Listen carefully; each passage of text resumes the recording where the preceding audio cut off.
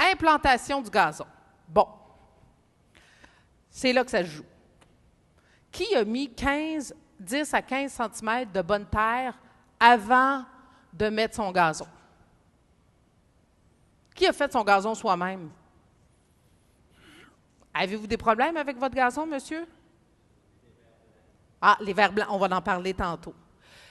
Malheureusement, habituellement, ce qui se passe avec l'implantation des gazons, c'est que c'est au niveau comment dirais-je, de la construction, c'est la dernière chose qui va arriver. Les contracteurs et les clients, ils n'ont plus d'argent, ils ont dynamité l'autre terrain à côté, ils mettent tout ça sur les plates-bandes, ça a de la roche, ça a des fois un peu d'asphalte, c'est pas grave. Mets ça, égalez ça, déroule le gazon, voilà vos clés, bonne vie, merci. Le premier été, ça va être pas si pire. Là, à l'automne, tu commences à faire « ouf, ça va mal ». Les gens nous appellent au printemps suivant en disant « je ne sais pas ce que mon gazon a, ça ne va pas bien du tout ». Et je vous le dis, là, 95% du temps, le problème est au niveau de l'implantation. Il n'y a aucune plante, quelle qu'elle soit, qui va réussir à pousser dans ça de mauvaise terre. Et c'est ce qui se passe partout.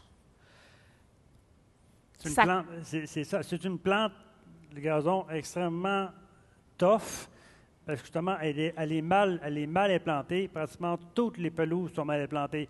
Si on regarde dans les quartiers qui ont été bâtis il y a 40-50 ans, là, où est-ce que la canopée, où est-ce des arbres, tout ça, dans le temps, la terre restait là. Moi, j'ai eu une entreprise de pelouse, j'avais 5000 clients, là, j'en ai vu de toutes les sortes. Là. Quand je suis allé à une estimation dans un quartier qui avait 40-50 ans, là, je suis content, là, le client va être content, il va avoir une belle pelouse, parce que dans ce temps-là, la terre, je ne sais pas, il allait ça là. Fait qu'ils ont de la bonne terre, elle peut être glaiseuse, mais c'est toujours mieux de la roche. Okay? Donc, le gazon, on voit très bien qu'il poussait beaucoup moins de problèmes de toutes les sortes. Mais quand on arrivait dans les nouveaux quartiers, les maisons clés en main, là, enfer. J'avais une sonde, là, à 2 pieds dessus, je passais 2 bêtes de bottes par année, à 2 pieds dessus, puis ça prenait tout pour rentrer là-dessus. Le système racinaire, lui, ce qu'il fait, là, il fait son possible. Fait que lui, il n'est pas capable de rentrer, puis il rentre en surface. Là, les racines s'entrecroisent. Là, il y en a trop, il meurt, il en pousse d'autres. Là, ça fait une espèce de chaume. Un an après, une pelouse comme ça, on marche dessus, c'est comme un gros tapis. C'est comme au Bellagio à Las Vegas, tu marches là-dessus. C'est spongieux, ça. Mais ça, c'est des niques à bébites. Vers blanc, punaise, maladie, nommez-la toute, là, c'est problématique. Ça se corrige, mais parce que là, on peut corriger, dire on arrache tout ça, mais si c'est pas de bonne terre, c'est impossible, là, ça va être trop dispendieux, là. Mais il y a des choses à faire pour ça. Là. Mais c'est la problématique souvent, là. Puis, ils ne font pas ça quand ils plantent un arbre. Ils ne plantent pas un arbre dans les roches de même. L'arbre ne t'offre même pas l'été. Le gazon, lui, il va pousser, mais il va pousser tellement de cochonneries là-dedans qu'à un moment donné, je ne sais plus si on peut appeler ça encore un gazon. C'est ça qui arrive. Là.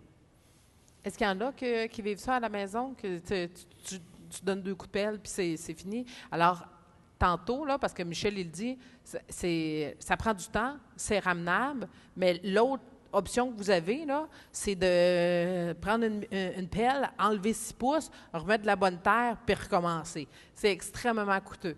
Mais si jamais, là, quelqu'un vous laisse faire construire une maison prochainement, ou si vous faites des nouveaux drainages, là, vous en profitez que le monde est là, puis vous scrapez, vous recommencez. Et si vous êtes en train de vous faire construire une maison, vous vérifiez parce que quand ils viennent porter la terre pour le gazon, soyez là. Il nous faut 6 à 8 pouces de bonne... 6, moi je suis en centimètres, 10 à 15 centimètres. C'est 6 à 8 pouces, ça? Oui.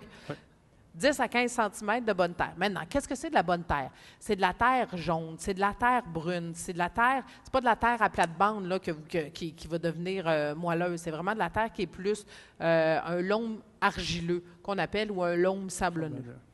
Si vous preniez... Moi, de toute façon, si tu prenez la terre, là, puis vous prenez une poignée, puis vous la serrez, là, puis là, c'est comme si ça serait une empreinte de votre main, puis ça ne se défait pas, là. Ça, c'est un peu trop glaiseux.